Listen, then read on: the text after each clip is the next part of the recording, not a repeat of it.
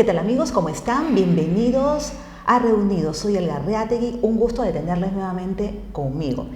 Mi invitada de hoy tuvo un notable éxito con su trilogía de los Lamarck, tanto que le fue casi imposible aparcarlos y adentrarse en nuevos proyectos literarios. De eso y mucho más viene a hablarnos Marta Querol, que se encuentra en estos momentos promocionando su novela El Infiltrado.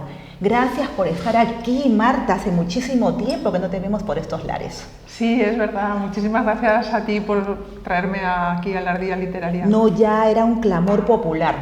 ¿Cuándo va Marta? ¿Cuándo va Marta? Y bueno, recién podemos reencontrarnos. Marta, tu trilogía obtuvo, como dije al comienzo, un notable éxito. Eso es indiscutible. Pero luego de haber estado tan inmersa en la atmósfera de los Lamarck, ¿fue para ti algo complicado dejarlos de lado y entregarte a la búsqueda de nuevas historias? La verdad es que tenía los personajes tan interiorizados que ya eran parte como de mi vida, ¿no? Fueron muchos años muy intensos, con mucha profundidad psicológica en todos ellos.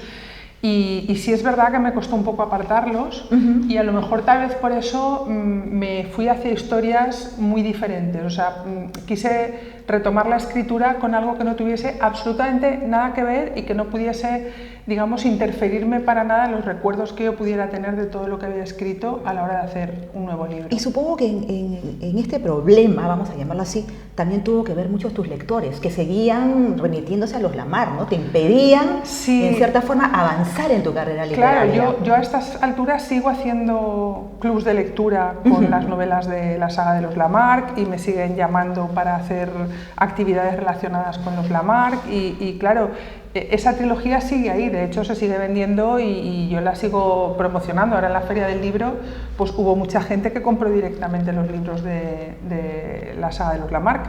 Entonces yo no la puedo aparcar, o sea, yo no la puedo dejar de lado y continúo con ella. Pero sí que he intentado, pues eso, dar un salto, hacer algo muy diferente y que también, digamos, tenga su recorrido. Me quiero centrar justamente en tus lectores, que sin quererlo te encasillaron y se te hacía imposible proponerles otras propuestas literarias. De esa manera tú te lanzas a publicar abordando otro género y bajo un seudónimo. De ese modo aparece El Infiltrado. Cuéntanos al respecto, ¿cómo fue que decidiste esto? Pues claro, yo por necesidad mía propia me pongo a escribir algo muy diferente a lo que ya había hecho y me encuentro con el problema que le mando la novela a mi agencia literaria y mi agencia literaria la empieza a mover por las editoriales y la respuesta de todos es que yo no escribo de ese género, que yo no soy autora referente en ese género, que ellos están esperando una novela mía contemporánea y claro, me doy cuenta que me quedo un poco como en tierra de nadie, ¿no? Claro. Y además con el run de que es que tus lectores están esperando otra cosa. Entonces, yo la verdad es que tenía mucha fe en la novela, en El Infiltrado y sabía que era una novela con mucho potencial, pero me daba cuenta de que yo tenía una etiqueta. Y había un riesgo también, ¿no? Marta Querol tenía una etiqueta y efectivamente había un riesgo de que mis lectores no entendieran ese cambio, ¿no? Entonces fue cuando mi agencia me dijo, mira, yo no me veo capaz de colocar esta novela porque no esperan esto de ti las editoriales y es posible que los lectores tampoco, haz con ella lo que quieras. Y fue cuando se me ocurrió publicarla bajo seudónimo y ver cuál era la reacción de los lectores. Digo, bueno, si los lectores leen esta novela sin saber que es mía y gusta, pues es que realmente la novela tiene un... Y tuviste éxito de inmediato, casi de inmediato, ¿no es cierto? Sí, la verdad es que tuvo muy buena acogida en Amazon, las primeras reseñas que tuve fueron muy buenas y ya yo la publiqué en agosto creo que fue y en septiembre un amigo escritor, claro, yo no me atrevía a promocionar la novela porque si no se iba a notar que era mía, entonces claro. Yo pues a alguno le decía, no, pues mira, a ver, me he leído esto que me ha gustado y tal, para ver si la gente se animaba a leerla y un amigo escritor me dice, oye, me ha encantado tal cual, dice, pero ¿este autor quién es? ¿No? Entonces ya en privado le dije, pues mira, digo, la he escrito yo. Y fue él el que me dijo, como no digas que es tuya, sí, la gente no va a terminar de animarse a leerla. Dice, pero si dices que es tuya, dice, verás cómo no hay problema. Pero tus amigos escritores no te dieron un voto de confianza, ¿no? Querían hacerte cambiar de opinión, ¿no? Algunos sí, algunos me decían que cómo se me ocurría Claro. el haberme metido en este terreno, ¿no? Pero bueno, sí que es verdad también que también fueron amigos escritores como Marina Lomar o correctora como Ángeles o Santi mismo, que me animaron a que publicara la novela al final con mi nombre. Entonces, hablando con Sargantana fue cuando les comenté lo que había hecho y me dijeron, uy, deja que la leamos y te decimos algo. Ya. Y me dijeron, no, esto lo publicamos nosotros. Y dime, ¿qué ocurrió cuando tus lectores descubrieron tu identidad? Pues que muchos se sorprendieron y me preguntaban además que por qué me había metido en este lío, ¿no? Y yo les decía, mira, digo, si es que al final yo siempre escribo sobre la vida.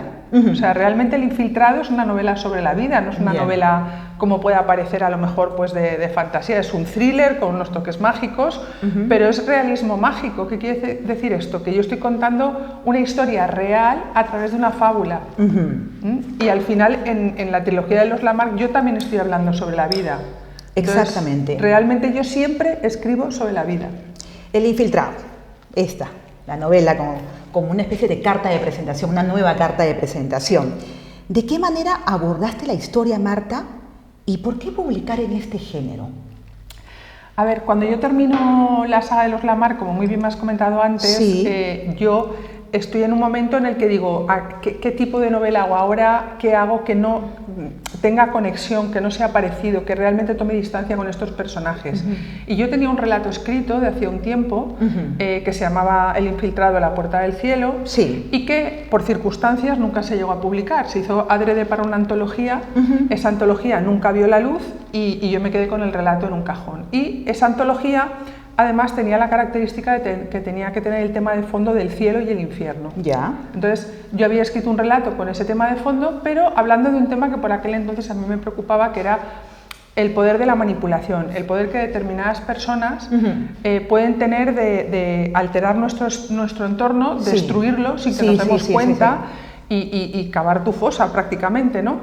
Entonces junté esas dos cosas en aquel relato y cuando decido que voy a empezar nueva novela, nada más terminar con Yo que tanto te quiero, que era la que cerraba la trilogía, hablando con Marina le digo, pues mira, tengo este relato, no sé si mandarlo a un concurso, no sé qué hacer. Total, que Marina leyó el relato y me dijo, Marta, esto ha sido una novela brutal. Dice, tú no... Y dije, pues tienes razón, porque se me quedaron... Cuando escribí el relato y ya me puse en la materia, tenía muchas ideas sobre lo que era la historia en sí, ¿no? Sí. Y entonces lo cogí y lo que hice fue utilizar ese relato como si dijésemos fuese, una base. Exacto, fuese el tronco, ¿no? principal de la historia y ampliarlo, o sea, darle el contenido que realmente como relato pues no tenía tanta entidad.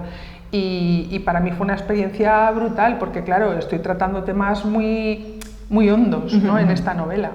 Marta, al hacer una mirada en retrospectiva, ¿qué conclusión extraes de tu obra producida y en general de tu labor literaria? Bueno, me gustaría pensar, por un lado, que he ido mejorando con el tiempo, que he ido cogiendo experiencia y oficio, y conclusión saco pues que es algo que yo llevaba dentro de mucho tiempo, que necesitaba sacarlo y que me ha hecho bien a mí como persona, y me gustaría pensar que a los lectores a los que han llegado mis obras pues también les ha dejado un pozo de algo. Yo me gustaría pensar que lo que escribo no solamente entretiene, que a veces la palabra entretener está muy denostada, pero para mí es fundamental a la hora de escribir. Si no entretiene, si el lector se aburre, mal vamos. Pero me gustaría pensar que también mi obra, además de entretener, se queda en el recuerdo como algo más. Entonces, eso es lo que a mí me gustaría. Otra cosa es que lo consiga. Te has esforzado muchísimo, Marta, y has declarado que lograste captar la atención de los lectores con mucho esfuerzo, ¿no? Pero poco apoyo. Sí. Es una situación harto conocida para el escritor, pues casi siempre está solo en su lucha y a veces incluso ni recibe el respaldo de su editorial. Cuéntanos un poco más de tu experiencia. Bueno, yo narré mi experiencia completa en Senda Literaria, donde colaboro a veces con algunos artículos y bueno, mis inicios fueron bastante complicados, bastante duros. Después sí que he ido trabajando con otras editoriales algo más serias, pero al final te das cuenta que incluso con editoriales importantes, si no eres un autor ya muy conocido, si no tienes ya un cartel, ¿no? Cierta notoriedad. Exacto, si no tienes una notoriedad o apareces en medios de comunicación o ser mediático. O eres una persona famosa, efectivamente, pues como me dijo una editora una vez, tú no eres ni política ni famosa y aquí no interesas a nadie. Qué duro.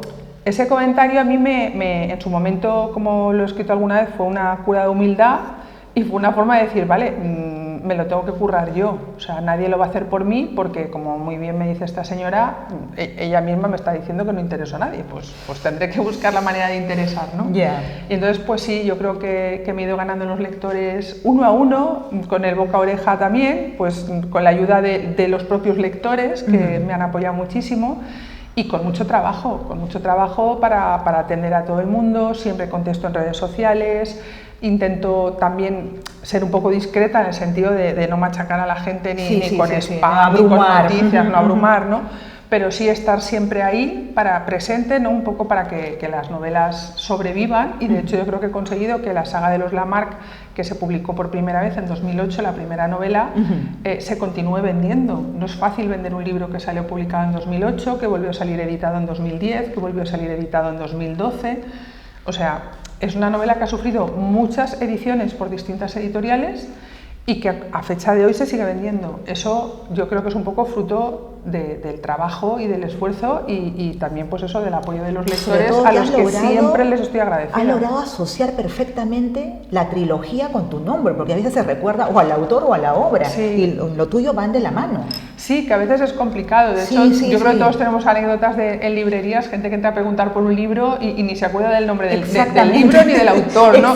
Dice, un libro que iba sobre abejitas de una tal María no sé qué, y la librera se vuelve loca, ¿no? Tratando de averiguar qué libro es ese, ¿no? Sí. Pues sí, pero contigo van de la mano. Salvo en los, como digo, salvo en los que tienen ya mucha notoriedad, que comentabas tú, que entonces sí que la gente se acuerda de su nombre y de sus novelas, por los demás lo tenemos más complicado.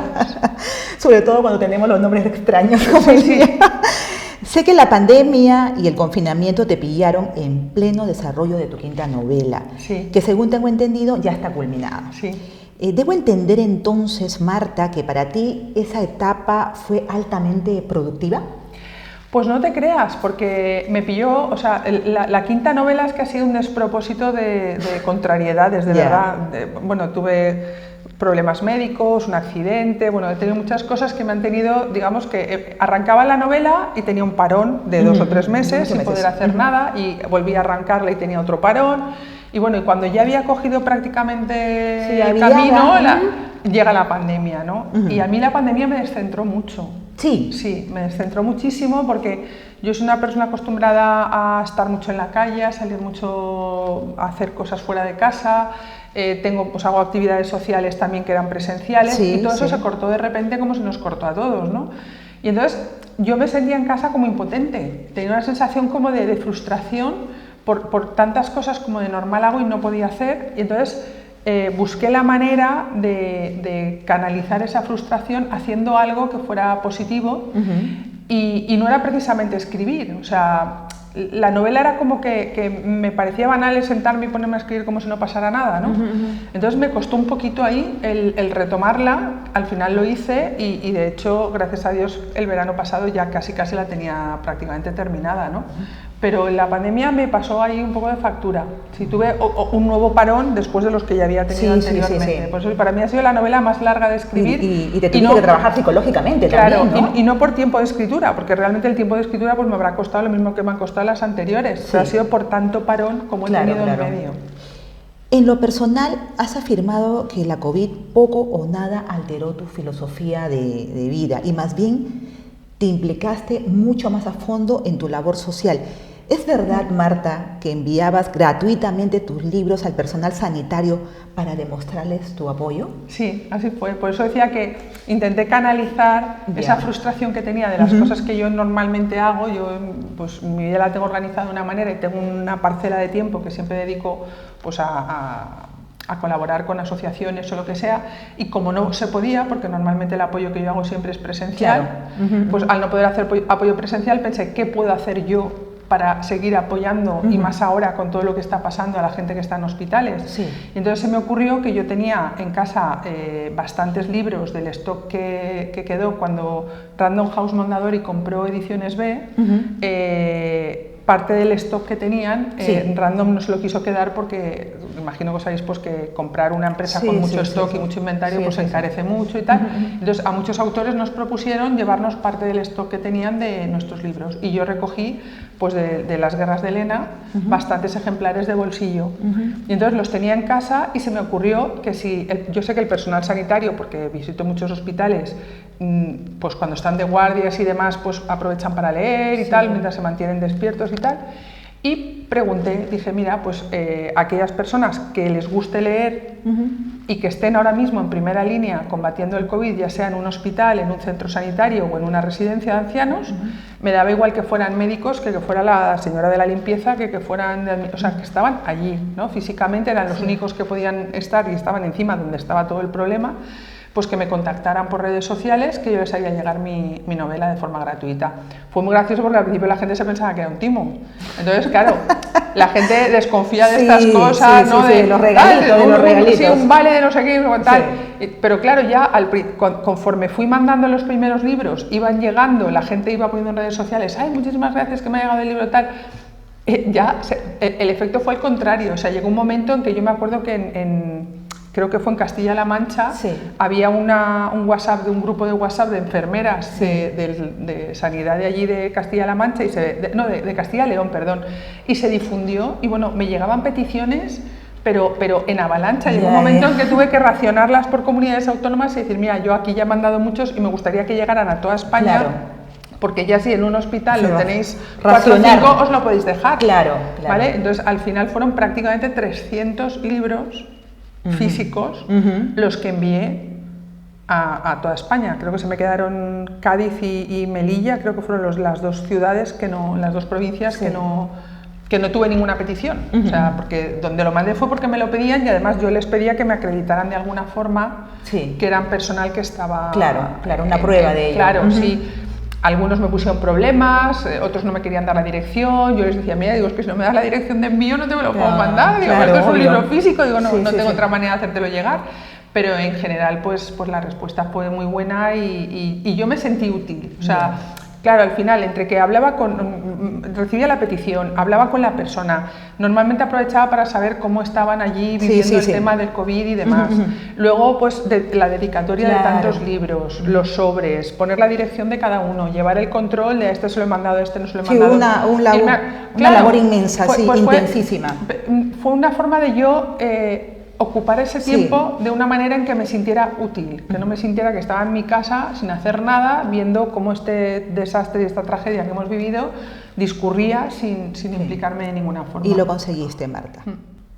Marta, volvamos a tu quinta novela. Me has adelantado en la preentrevista que has retornado a la novela contemporánea con una historia sobre las segundas oportunidades y la búsqueda de la felicidad. ¿Puedes adelantarnos un poquito más?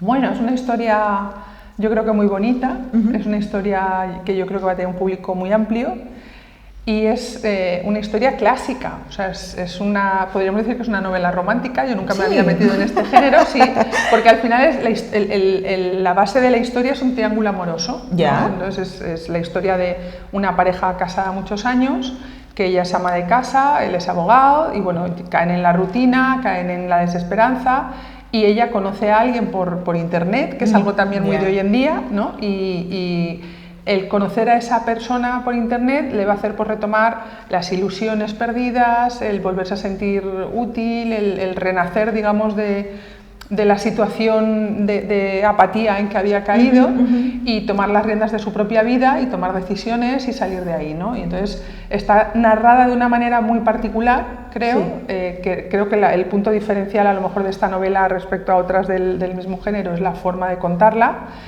y de una forma también muy actual, porque incluyo muchas conversaciones a través de Messenger, a través de chats, a través de WhatsApp. O sea, es como muy actual todo, y se desarrolla entre Madrid y San Sebastián.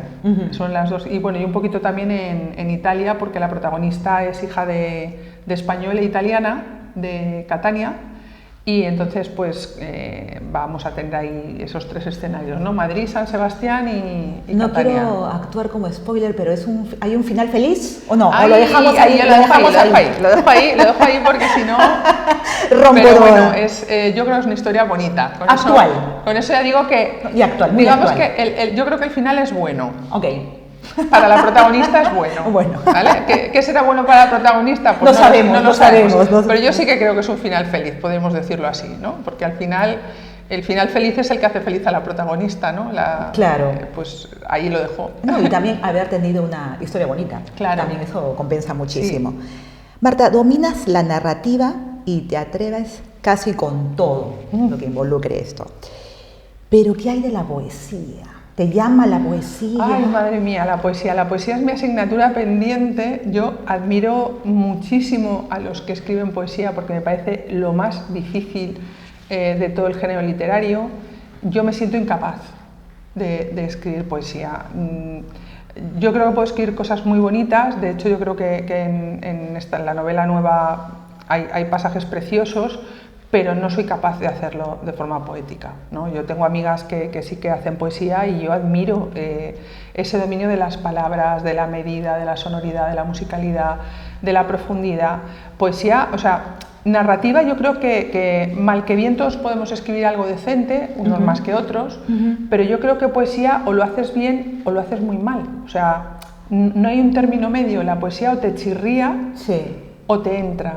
Y que te cale y te entre, hay que tener un don especial y yo sinceramente creo que no lo tengo.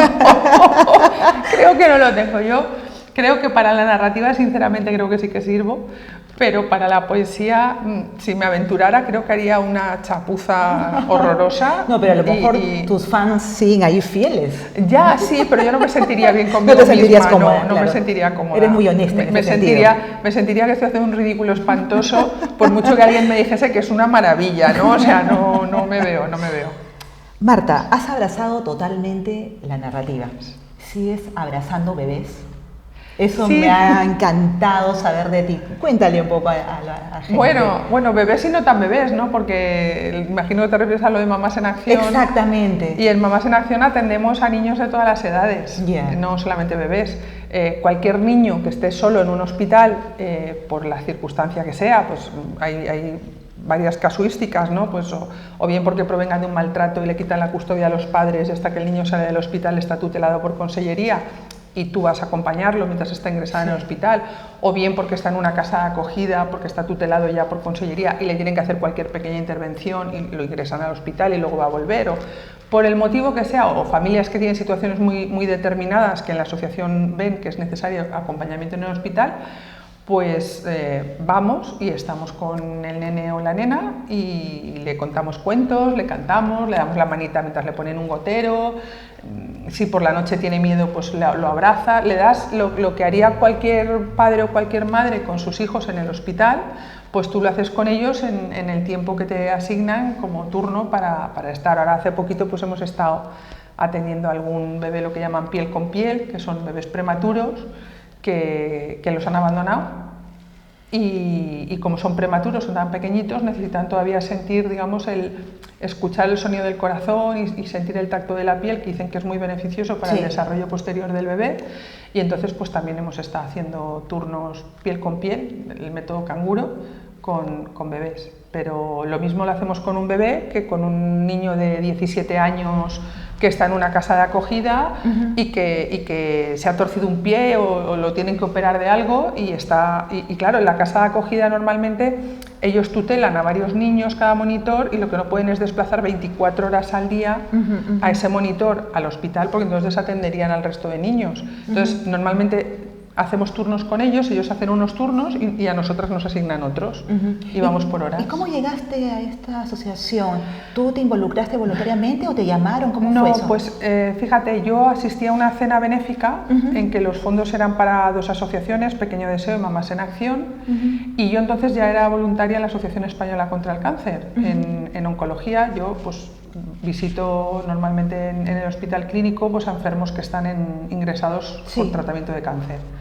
Entonces yo ya tenía esa costumbre, ya estaba acostumbrada al tema de hospitales, de goteros, de vigilar, de tal, Y cuando vi el proyecto de Mamás en Acción y sobre todo a su fundadora, a Majo Jimeno, que es una mujer que es que te lo transmite con una emoción y con una pasión que es imposible que no te conmueva, pues yo acabo la cena y conforme acabó la cena me levanté y les dije, oye, ¿qué hay que hacer para apuntarse? ¿no? Y nada, me dieron el email y directamente esa noche mandé el email para apuntarme y ese día me apunté y de eso era hace 7, 8 años. Marta, ha sido un gusto tenerte, conocerte un poquito más, tienes un gran corazón, una sensibilidad tremenda para la narrativa, te deseo mucho éxito, te lo mereces, lo has trabajado y bueno, nos veremos próximamente. Eso espero. Claro Muchas que gracias. sí, claro que sí. Y con ustedes amigos, espero que les haya gustado nuestra invitada, su historia y por supuesto el personaje. Soy Elga Arreategui, esto fue Reunidos, nos vemos muy pronto.